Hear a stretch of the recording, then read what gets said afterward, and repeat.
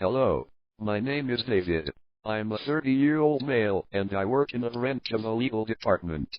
This particular branch is the one that deals with product recalls, media censorship and rating, all that stuff. It's 9 o'clock on a Saturday, browsing through a folder of case files that I can work on. Most of them seem tedious, and not worth the payout.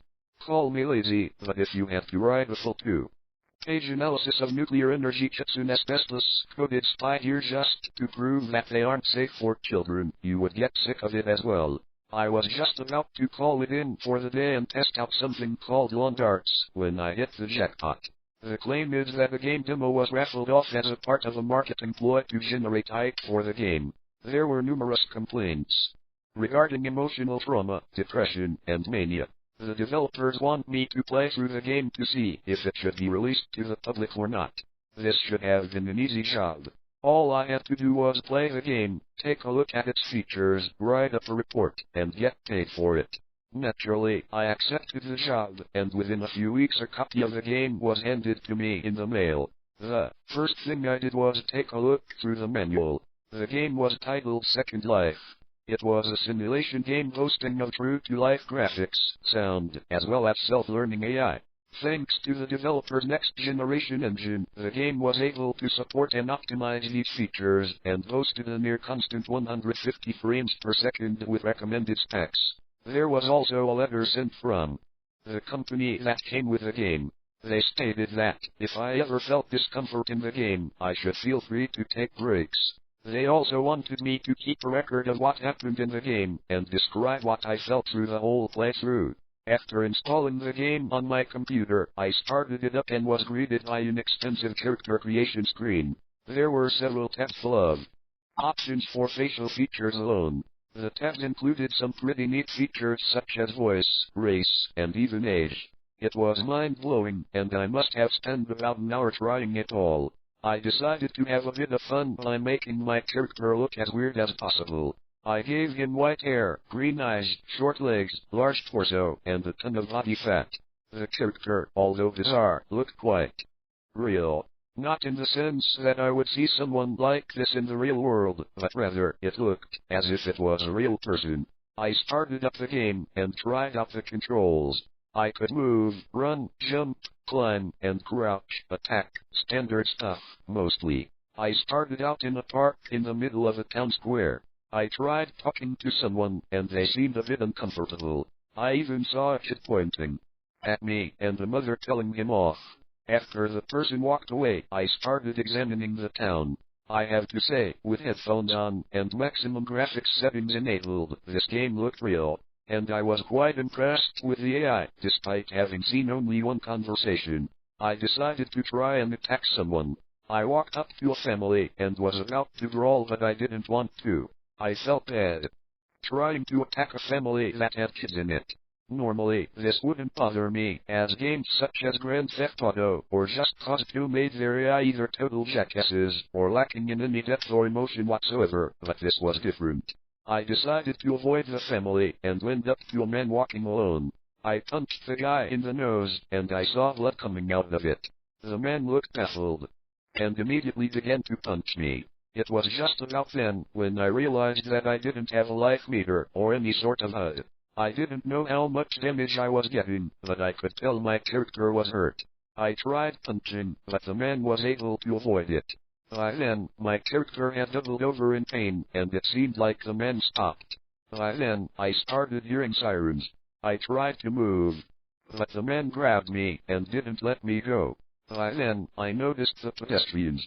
Most were looking at me, but were quick to look away when I met their gaze. Some even jeered at me. I felt like I had really messed up. The police took me away in a police car, and took me to the police station. He said the bail was $1,000. I told him I didn't have the money, and he put me in the cell. But then something odd happened. I was trying to figure out how to wait out the jail sentence, but nothing came up. I waited for a while, and then figured it out. The jail sentence was in real time. I didn't have any saves on the character, and I figured I might as well just create a new one. This time, I made the character look exactly like me, except I made him a lot stronger than I was. I decided that I would save when I finished and would try to win the fight. I decided to pick a skinny man to fight, and I ended up kicking some ass. But I have to say, I felt a pang in my stomach as I did so. Seeing the man react to each and every blow was not only emotionally charged, but it felt like I was really making an impact on the world I was in. After I had beaten the guy to the ground, I ran away from the scene. Some people tried to chase after me, but this would prove futile. The souped-up body I gave my character really gave me an edge during combat, and I was able to outrun the crowd chasing me. After a while of walking around, I decided to try to get a gun. I went to a police station and tried to steal one. It was about then that I realized that pressing the X button interacted with pretty much anything. I could talk to anyone, and when I tried to steal a gun from the police station, it worked. I hid it in my pocket, and felt extremely nervous walking out past the clerk. But now that I had my gun, I was going to have a bit of fun. The moral obstacle that I had felt before had somewhat disappeared. I shot at a window, and it shattered. People started looking at me, and some backed away. I thought it was pretty cool that I was able to make an impact on the world like I did. It was invigorating. I then thought that, if the game was supposed to be a simulator of real life, I had to eat. And so I went into an apartment building, went to the top floor, and broke the lock. I was able to shoot down the residents, and I felt more comfortable with it this time.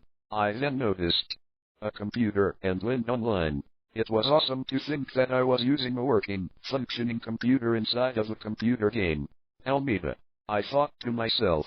I then had an idea. I got a match and some alcohol. Going down to the basement, I lit the alcohol up and I threw it at the machinery. As fast as I could, I entered the elevator and left the building.